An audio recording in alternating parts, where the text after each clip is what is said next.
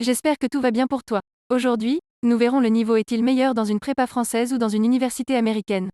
Je vous souhaite la bienvenue sur la chaîne Questions-Réponses. Je remercie Christian Claudel, Andrei Kucharavi, Freedom et Mohamed Dabo de nous partager leurs réponses à cette question. Nous allons commencer avec la réponse de Christian Claudel.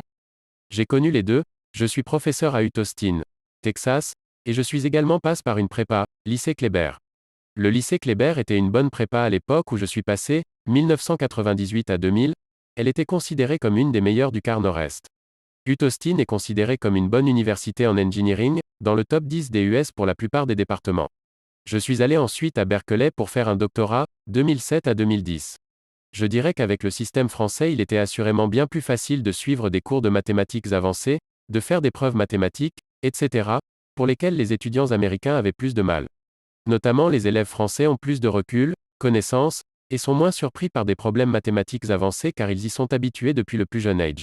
Cependant, il faut nuancer tout cela. Le système français est très scolaire, et beaucoup de connaissances acquises par les étudiants servent surtout à les départager au concours, mais ceci a changé depuis d'après mes collègues enseignants en prépa. En d'autres termes, le système français, et pas le seul d'ailleurs, favorise la capacité à résoudre les exercices scientifiques, connaître des points de détail, qui servent à départager au concours. Alors que le système US favorise la capacité à comprendre les problèmes dans leur globalité, sciences, mais pas seulement. Avec certes un niveau moins bon en sciences en général. Les Américains peuvent facilement apprendre les concepts enseignés en France, d'ailleurs je le fais dans mes cours à UT et ça se passe plutôt bien, même s'ils ont par ailleurs peu d'expérience en maths. Par contre, il est essentiel de bien expliquer et motiver la raison de l'enseignement de tous ces concepts. Le système français à l'époque avait tendance à casser des bons éléments et à les formater. Je ne sais pas si c'est encore le cas. La grande force des étudiants US est de penser que tout est possible, et également de comprendre l'importance de la collaboration et des grandes équipes, ce qui malheureusement, du fait du système de concours, fait défaut en France.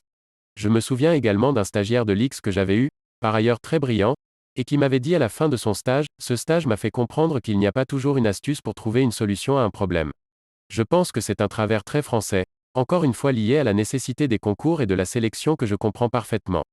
Pour les concours, il faut poser des problèmes qui peuvent être résolus au tableau. Donc il y a toujours une astuce. Dans la vraie vie malheureusement ce n'est pas le cas. Également, dans les très grandes universités US le niveau est très bon car il y a beaucoup d'étudiants étrangers qui ont eu un programme avec beaucoup de maths, par exemple en Chine ou en Inde. Quand j'étais à Berkeley, parmi mes anciens collègues la plupart travaillent dans les GAFAM ou ont fait des startups qui ont très bien marché, ou alors sont allés dans le monde académique pour faire prof de fac. Un d'entre eux a même été sélectionné par la NASA pour être astronaute. Nous continuons avec la réponse de Andrei Kucharavi. Pour avoir vu une petite prépa en France, lycée Kléber, et avoir travaillé avec les étudiants de MIT, Harvard, ou de les avoir vus débarquer à l'X pour leur master. C'est la prépa, et de loin.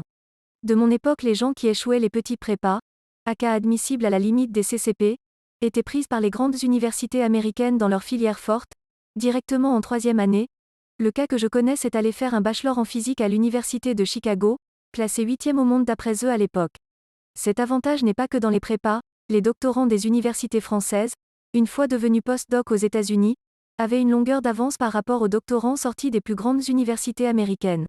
Bien plus de compréhension de ce qu'ils faisaient, bien plus d'indépendance et d'initiative. Par contre, quand il s'agit des soft skills, préparation des présentations, leadership, travail en équipe, volontariat, contact avec le monde de la recherche ou de l'entreprise, capacité à accueillir les athlètes de haut niveau ou les capacités à se vendre ou tout simplement la confiance en soi, les universités américaines regagnent du terrain. Beaucoup de terrain. La réponse suivante est de Freedom. Ma réponse valide plusieurs réponses précédentes avec des exemples personnels. Mon bac scientifique avait des résultats modestes, niveau requis pour intégrer une prépa maths sup, spé modeste sans aucune chance d'intégrer ULM, X. Le choix est donc de partir étudier aux États-Unis. La pratique américaine, bachelor scientifique dans une bonne université américaine. Les cours de maths, physique, chimie des 2 premières années sont complétés en 6 mois, car ce sont des sujets déjà appris. La différence commence avec le travail de recherche, dont la construction d'un avion avec la NASA en 4 ans. Les étudiants américains apprennent et appliquent rapidement. Le face-à-face. 2 exemples concrets pendant ma maîtrise illustrent qu'il n'y a pas de réponse absolue à la question. Un étudiant américain de mon département résout un problème simple qui consiste à trouver la solution optimale pour décider combien miser dans chaque partie d'un jeu avec une probabilité fixe, un nombre de parties fixe, et un gain minimal fixe requis pour recevoir le gain en espèces. Ce problème lui a pris moins de 4 mois à résoudre, et représentait immédiatement la thèse de son doctorat en mathématiques, car c'était un problème documenté sur lequel Leibniz et d'autres mathématiciens de renommée mondiale s'étaient penchés à travers les siècles sans trouver la solution. 2. Le chairman du département de mathématiques nous montre un jour au tableau le problème auquel il est en train de s'attaquer avec son équipe, dont un assistant polytechnicien.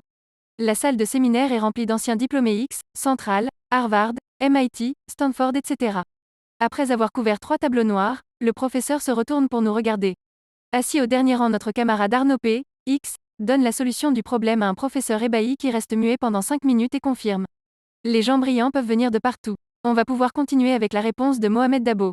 Cette question posée sur ce forum, bourré de diplômés des universités françaises, obtient naturellement la réponse attendue, nos universités sont meilleures. La même question posée sur le forum anglophone attirera sûrement la réponse opposée.